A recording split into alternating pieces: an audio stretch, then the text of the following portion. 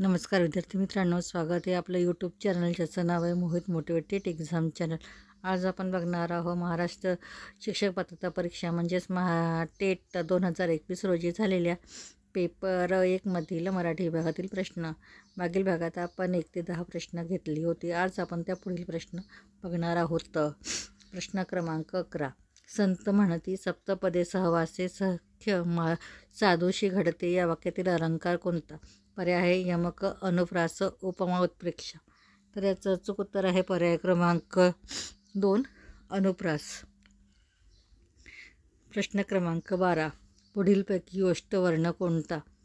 पर्याय भ, ल, श, ह। तर याचं अचूक उत्तर आहे पर्याय क्रमांक 1 भ। त्यानंतर पुढील कविता वाचून त्या खालील प्रश्न क्रमांक 13 ते 16ची उत्तरे दिलेल्या पर्यायातून निवडा। कविता आहे कोपऱ्याचे गुणगुणत असं अभंग उभा केव्हाचा एक तो अपंग भोवतीचा अंधार तो निमाला हृदयी त्याचा जणू जात आश्रयाला जीभ झाले ओरडून शोष 4 दिवसाची त्यातही उपास नयन थिजले थरथरती हातपाय रूप दैन्याची उभी मूर्त काय की वयावी पण त्याची गुणाला जात उपसून परतला कराला तोच येई कुणी परतून मजूर बघून दीन उधाणू उर म्हणे राहीन दिन एक मी उपाशी परी लावू दे 2 घास यासी खिसा ओतून तया ओंजळीत चालू लागे तो दीनबंधू वाट। तर ही होती कविता। आता त्या कवितेवर आधारित प्रश्न बघूया। प्रश्न क्रमांक 13, या कवितेत कोणाचे वर्णन केले आहे? पर्याय आहे भाविकाचे, आजाराचे, अपंगाचे, मूर्तीचे। तर याचं अचूक उत्तर आहे पर्याय क्रमांक 3 अपंगाचे। प्रश्न क्रमांक 14, त्याचे हातपाय का थरथरत होते? पर्याय आहे आजारामुळे, उपासामुळे, दमल्यामुळे, भीक मागितल्यामुळे। तर याचं अचूक उत्तर आहे पर्याय क्रमांक 2 उपासामुळे। प्रश्न क्रमांक 15, दीनबंधू कोणास म्हटले आहे? पर्याय आहे भिकाऱ्यास, धनिकास, मजुरास, ईश्वरास। तर याचं अचूक उत्तर आहे पर्याय क्रमांक 3 मजुरास। प्रश्न क्रमांक 16, भिकाऱ्यास बघून मजुराने काय केले?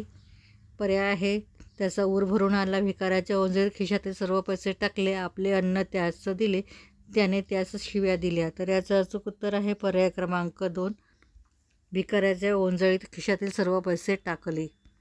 प्रश्न क्रमांक 17, केशसूत या टोपण नावाने लेखन करणाऱ्या साहित्यिकाचे नाव काय?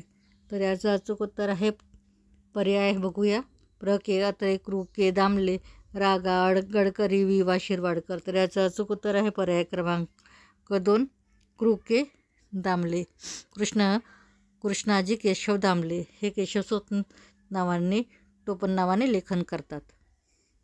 प्रश्न क्रमांक 18, पुढील वाक्यात कोणते विरामचिन्ह असायला हवे? वाक्य आहे ताई म्हणाली आज अजिंक्य किती छान बोलला। पर्याय आहे क्वेश्चन मार्क, फुल स्टॉप, अर्धविराम आणि अवतरण चिन्ह। तर याचं अचूक उत्तर आहे पर्याय क्रमांक 4 अवतरण चिन्ह। त्यानंतर बघूया प्रश्न क्रमांक 19, धाकट्या भावाला राज्यस्तरीय निबंध स्पर्धेत पहिले पारितोषिक मिळाले, त्याला लिहिलेले पत्र कोणत्या प्रकारचे असेल? पर्याय आहे चौकशीपत्र, अभिनंदनपत्र, तक्रारपत्र, मागणीपत्र। तर याचं अचूक उत्तर आहे पर्याय क्रमांक 2 अभिनंदनपत्र। प्रश्न क्रमांक 20, कोणत्या प्रश्नाचे लगेच उत्तर देणारे शब्दसमूहातील योग्य शब्द लिहा? पर्याय आहे हजरजबाबी, वाचाळा, तोंडाळ, शब्दप्रभू। तर याचं अचूक उत्तर आहे पर्याय क्रमांक 1 हजरजबाबी। तर ही झाली 11 ते 20 प्रश्न मराठी विभागातील। या पुढचे प्रश्न आपण पुढील भागात बघणार आहोत। व्हिडिओ आवडल्यास व्हिडिओला लाईक करा, कमेंट्स करा, जास्तीत जास्त व्हिडिओ शेअर करा जेणेकरून इतर विद्यार्थ्यांना देखील या व्हिडिओचा फायदा होईल आणि चॅनलला सबस्क्राईब करायला विसरू नका।